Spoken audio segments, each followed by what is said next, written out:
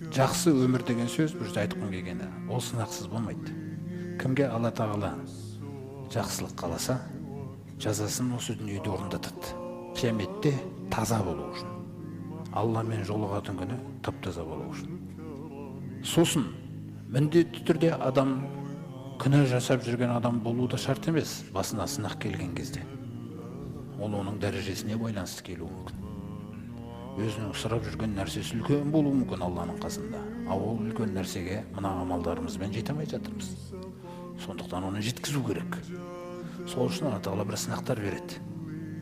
Бағанағы жақсы өмір деген жерде мына бақыт деген нәрсені дұрыс түсініп алайық. Жақсы өмір бақытты өмір біз үшін. Алла разы болған өмір.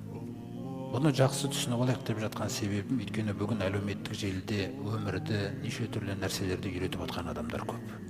Сондықтан солар неше түрлі үйретіп жатқан кезде араласып кетуі мүмкін санаңызда Құран мен солардың үкімдері. Сөйтіп, қайсысы бақыт, қайсысы бақытсыздық деп шатыс қалуыңыз мүмкін. Бақыт деген нәрсе, саған Алла бірдеңені берген кезде де асқақтай алмайсың. Бір нәрсені алып қойған кезде де көңіліңіз түспейді.